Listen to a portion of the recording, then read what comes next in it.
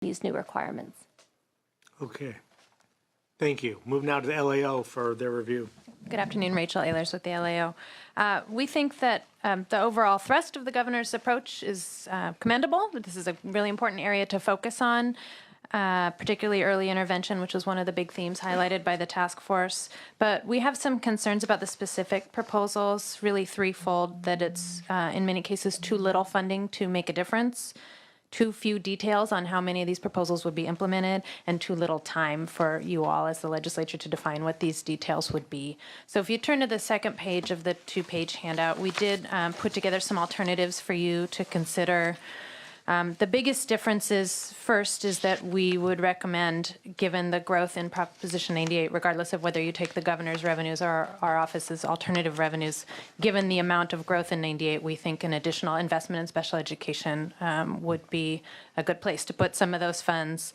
An opportune time, we spent quite a bit of time in this committee a few weeks ago talking about the equalization issue and the fact that even as we're moving with the local control funding formula to try to provide parity in funding for all students across the state, with general ed and supplemental funds for English learners and low-income students, that there are still historical disparities here in special education.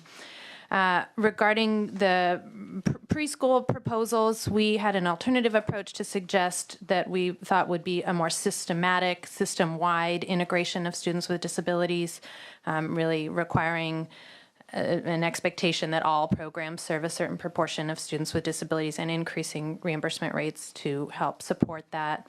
We think it's targeting infant services is a really important area, but we just thought that the determining an amount is premature at this point, given that we don't have enough information about how services are being provided right now, and many of those service arrangements go back decades. So we had suggested delaying that and pulling together a work group to develop a more concrete proposal for that.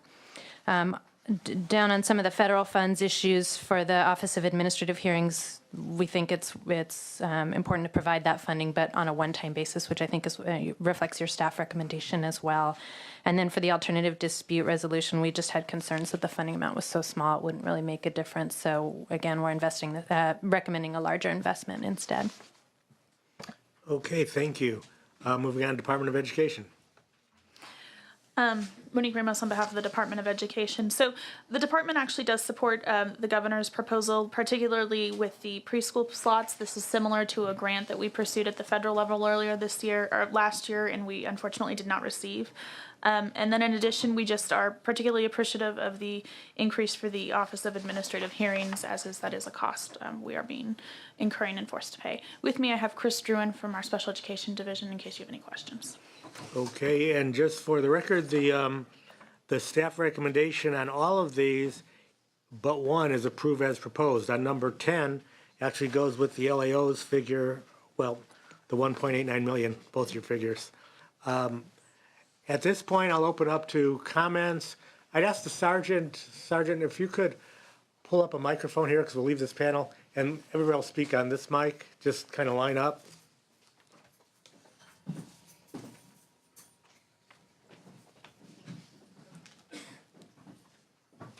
Good afternoon. My name is Nancy Lacoste, and is this on? And I am representing the Special Education Coalition and the School Funding Coalition, and it's 135 members. And first of all, we just want to say we truly appreciate that the governor has included additional funding for special education in his May revision. And after careful review, we respectfully ask for some changes to the proposals. Specifically, we support the governor's proposal for the additional preschool funding, but consistent with the Special Ed Task Force recommendation, we ask that those dollars be provided instead to the Special Ed Local Plan areas, the SELPAs, for allocation as a supplemental grant. We have heard from the field that it's very difficult that the general preschool dollars get to students with disabilities with intensive needs, and having the dedicated funding would be a more effective use of those dollars. Secondly, we support the governor's proposal for early intervention programs, and again, the Special Ed Task Force basically identified the existing program as having several issues. So we agree with the LAO that you need to take a look at that program before building and expanding it. And then lastly, not lastly, but we also support the additional funds for alternative dispute resolution and any funds that you can muster up for transportation as well. Special ed students are required to be transported if it's in their IEPs, and that's a very underfunded program. But lastly, I just want to comment on what's not in the May revision proposal we would hope that the legislature would consider, and that is just an overall increase for the base funding, equity funding for statewide throughout the state. Again, it was recommended by the Special Ed Task Force as their #1 fiscal recommendation, and we hope the legislature will include some ongoing funding for that purpose. Thank you. Thank you. And I was remiss in not going over our ground rules. Since this is a package of bills instead of the minute, thank you. Instead of the minute for each person, we'll give 90 seconds for each person. But in addition to your oral statement, which can introduce your position on issue, feel free to give us additional written information either today or tomorrow, if the 90 seconds isn't enough to say everything you need to say. Okay. Thank you, Mr. Chair, members. Andrea Ball on behalf of Early Edge California. I'm here speaking on item 7, the augmentation of to the existing infants and toddlers with special exceptional needs program. We support this augmentation and appreciate the administration recognizing the need to do more early intervention, especially with our infants and toddlers. The language that in the May revision talks about the need to address the funding formula, to update it, and I think we can do that to get it going this year, and if we need to revisit it in subsequent years, we can, but we would urge you to adopt the staff recommendation. Thank you. Next speaker. Thank you, Mr. Chair, members. Alice Kessler. I'm here on behalf of the SELP administrators of California, and we also would commend the administration for their dedication to addressing special education issues in this budget. We are generally supportive of the package of special ed recommendations. Would also, though, agree with the LAO proposal on also trying to tackle the base funding equalization. We think this is an opportune time to do that. And with respect to the other proposals, we'll get additional written commentary to the committee. Thank you. Thank you. Next speaker, please. Good afternoon, Deborah Brown with Children Now. Speaking to the items regarding special ed for early intervention, we do support the governor's proposal and the staff recommendation, as we do think this is crucial for that early intervention for our youngest kids. And then I would just add the note that we certainly do hope that the final budget does do more for our earliest learners. We think combined with the special education funding, as well as increasing access and quality, will really help in the long run. Thank you. Thank you. Next speaker, please. Alden A. Mack with the Association of California School Administrators. We also support the May revision and the governor's proposal, as well as the staff recommendations regarding the early intervention proposals. In addition, I would align myself with the other comments made about equalization and LAO's proposal regarding those issues too. Thank you. Thank you. Next speaker. Bob Latner on behalf of Newport Mesa Unified School District, aligning with the comments and written comments of Ms. Lacoste. Thank you. Thank you. Are there any other members of the public who wish to address items 7 through 13? Seeing none, seeing no further questions from committee members, we will move to a vote. Please call the roll. I just, excuse me.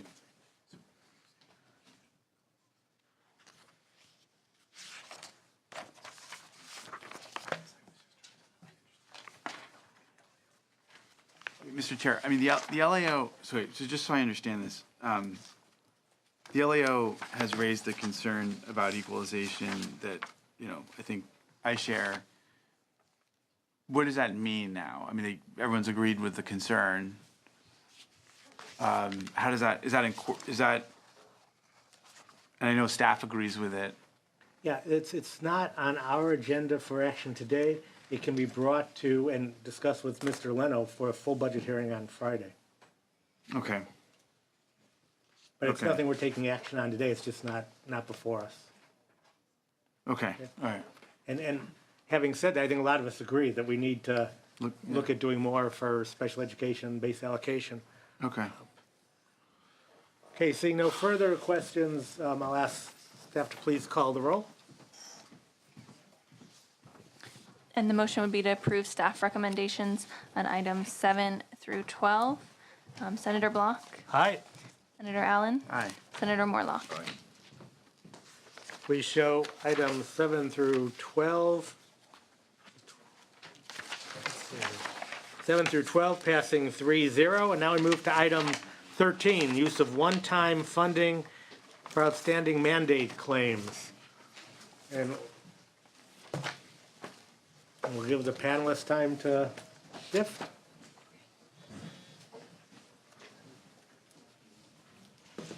Okay, let's begin with the Department of Finance. Ed Hansen, Department of Finance. The governor's 15-16 spending plan provides $3.6 billion in one-time Proposition 98 for outstanding mandate claims. Consistent with the current year approach, the money would be allocated on an ADA basis to all school districts.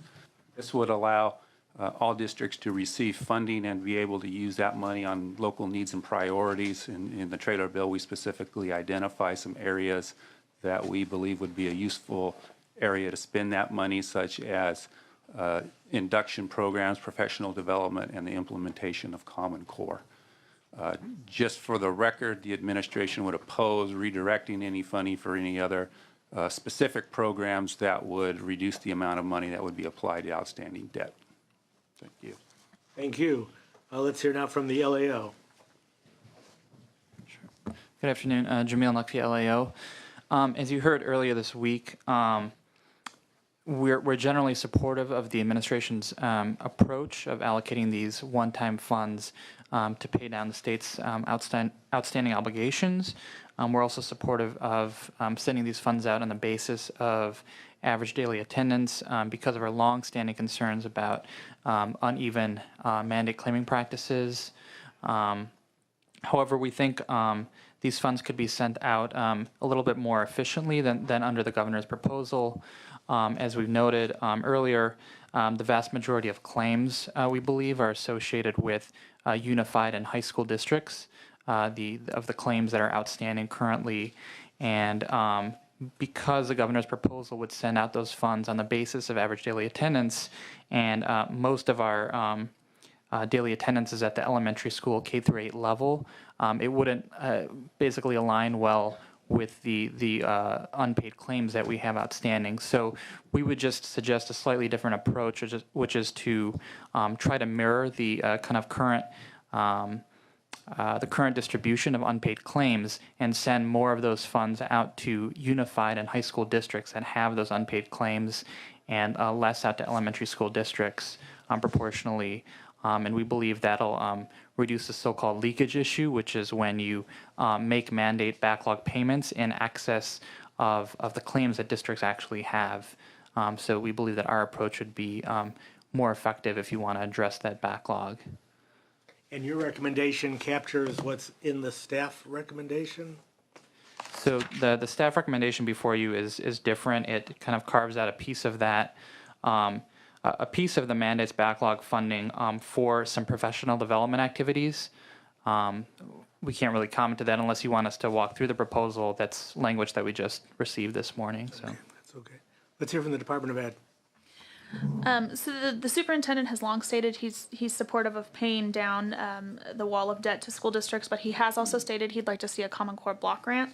I think I see elements of Common Core block grant spreaded throughout this the budget proposal. So I believe he would probably be in support of staff recommendations. Okay. Let's read staff recommendations, and then we'll take comments if there are any.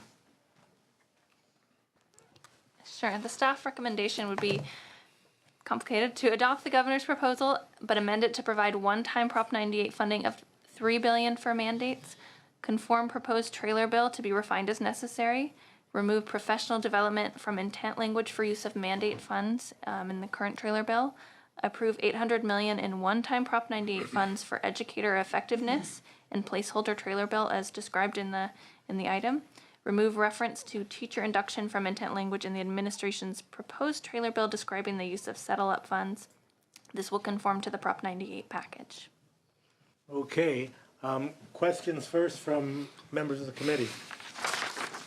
Seeing none, members of the public who wish to address this issue, please come forward. Now we're just on one issue this time, so we're down to the 1 minute limit again. Please state your name, the organization you represent, and take a minute. Thank you, Mr. Chair and members. Jeff Vaca, representing the California Association of School Business Officials. I'm glad that Ms. Nguyen said this is complicated because I'm still sort of absorbing it myself. Our organization does support the governor's May revised proposal on the mandates reimbursement issue. With respect to the staff recommendation, based on the description that's in the agenda, there's nothing in here that particularly would cause us any heartburn, I don't believe, but we have not seen the actual language. I would also simply state the concern that many of these items represent ongoing as opposed to one-time costs. Thank you. Thank you. Next speaker. Leilani Aguinaldo Yee on behalf of the Los Angeles Unified School District. LAUSD supports the governor's proposal in providing districts with the maximum flexibility in deciding locally how to best use one-time dollars. Thank you. Thank you. Next speaker. Bob Blattner on behalf of the Natomas Unified School District in support of the governor's proposal, and also with grave concern that the language that we have not seen is redolent of some language we heard was circulating regarding the teacher evaluation bills, which you know are so extraordinarily controversial. And we would hope that there would be policy hearings about this further as far as the expenditures. Thank you. If that is the case, we hope it isn't. Thanks. Thank you. Good afternoon, Marta Alvarez on behalf of the San Diego Unified School District. We also support the governor's proposal for the $3.6 billion to be allocated on a discretionary grant for school districts. We support the intent of using the local discretion for how to use those dollars, and so we would be opposed on putting aside the $800 million for other purposes. Thank you. Thank you. Next speaker. Deborah Brown on behalf of Children Now.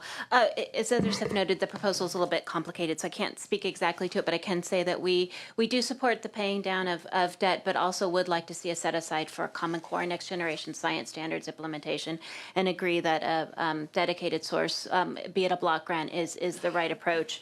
And I will note that just generally, and the trailer bill includes this, but generally when we're talking about Common Core, we should always be sure to include funding for Next Generation Science Standards as well. Thank you. Thank you. Next speaker. Good afternoon. Liz Guillen with Public Advocates. We support the staff recommendation. However, if there's no dedicated Common Core funding, it seems like it would be appropriate to pay for some evaluation of how the implementation is going, because it suggests that maybe we're getting closer on full implementation. In terms of developing the teacher workforce, we agree that it's a state obligation. Have some concern about the fact that the funding here is one time, but assume there's a plan for future and look forward to getting more detail. Thank you. Thank you.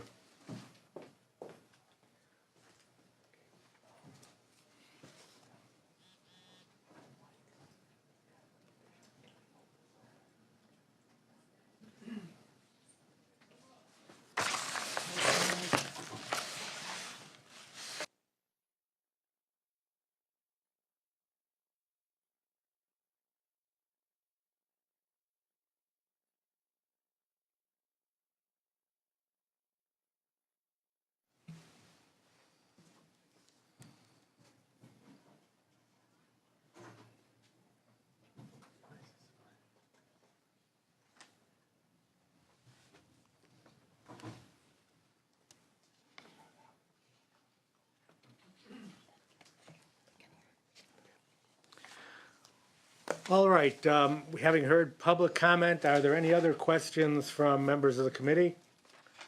Hearing none, I will ask staff to one more time read the motion and call the roll. The motion would be to adopt the governor's proposal amended to provide one-time Proposition 98 funding of $3 billion for mandates, conform proposed trailer bill to be refined as necessary, remove professional development from intent language for use of mandate funds in the proposed trailer bill, approve $800 million in one-time Proposition 98 funds for educator effectiveness and placeholder trailer bill as described, remove reference to teacher induction from intent language in administration's proposed trailer bill describing use of settle up. This will conform to the Prop 98 package. Senator Blah? Oh. Senator Block? Aye. Senator Allen? Aye. Senator Morlock? No. Okay, please show item 13 passing 2-1. We move now to item 14, Career Technical Education Incentive Grant Program.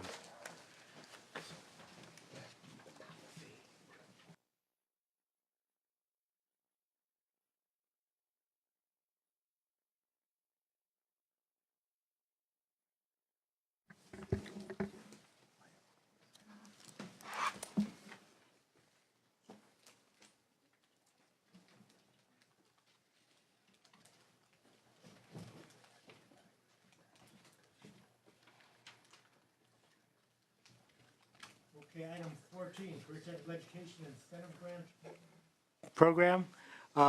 Let's begin with the Department of Finance. Thank you, Mr. Chair. Ian Johnson, Department of Finance.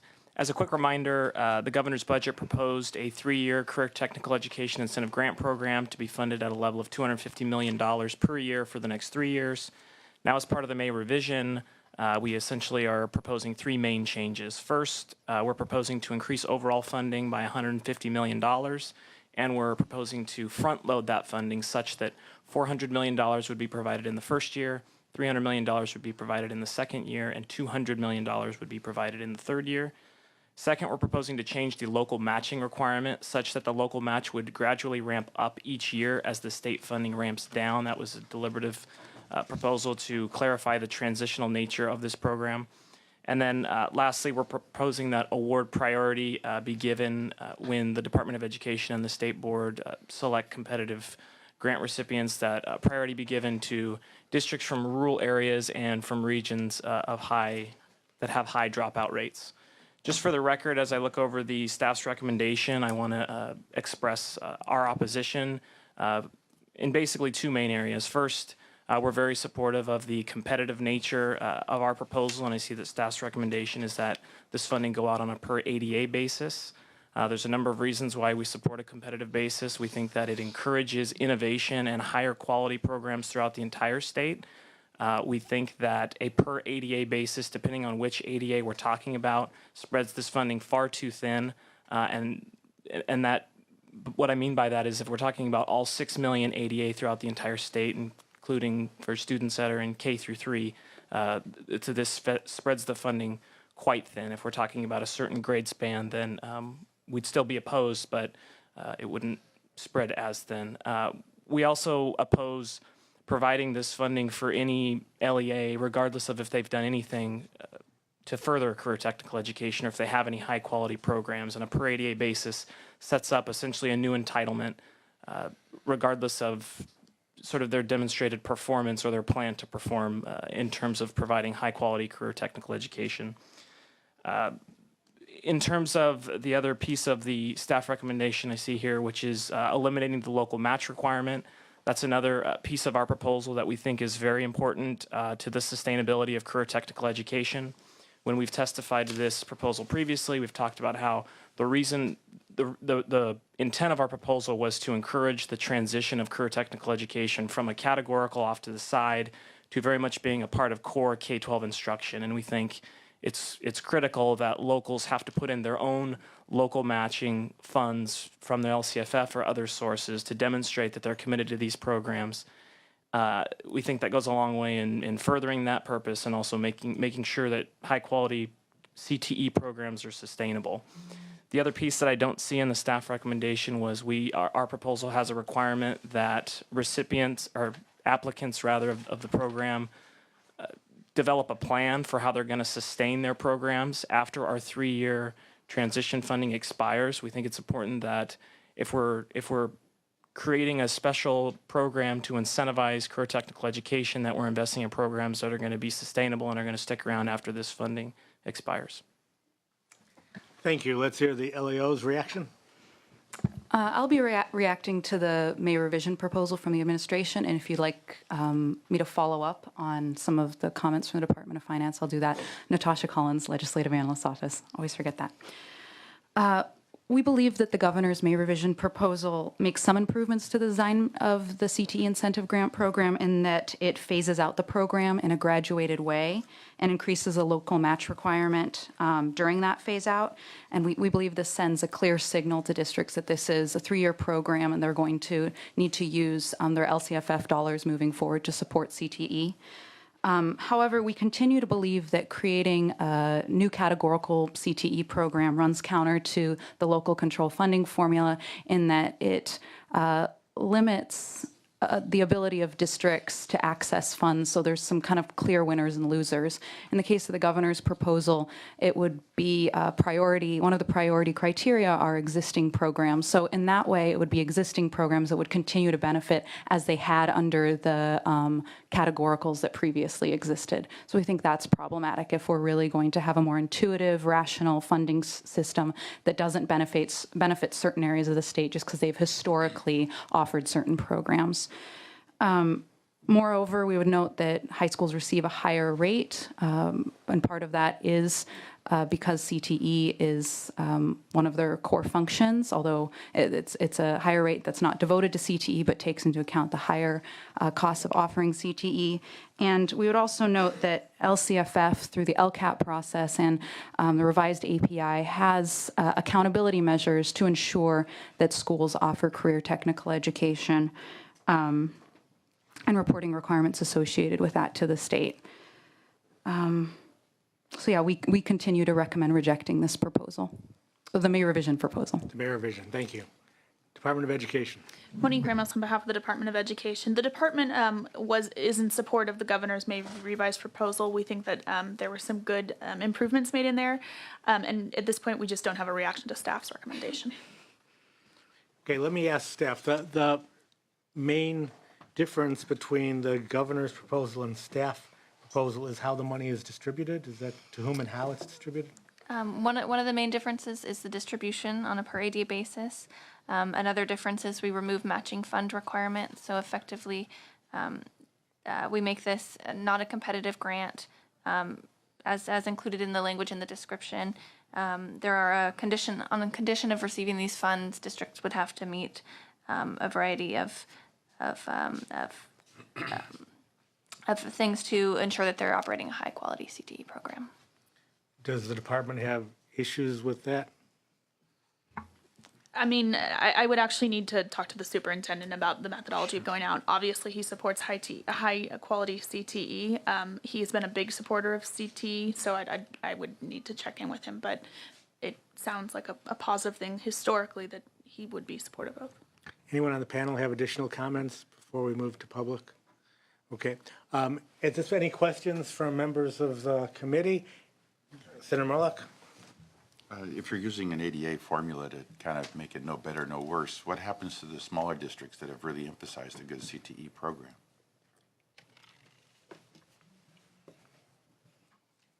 I think we would argue that they'll end up getting less funding because they have less ADA while they may have a higher quality program, which was something that we certainly considered when we proposed a competitive base program. Thank you, Mr. Johnson. I'm just curious, if you, since we have such a compressed time to look at this, have you thought about like a tiered system where maybe you give a little stronger funding to some of these districts that are working hard in this area, that you don't punish them, but yet you still kind of do a no better, no worse allocation to everyone else? We're sensitive to the fact that the allocation needs to be done in a very thoughtful way, and a tiered system is certainly one way to do it. It's for that reason that we don't prescribe in our proposed statute what that system precisely is.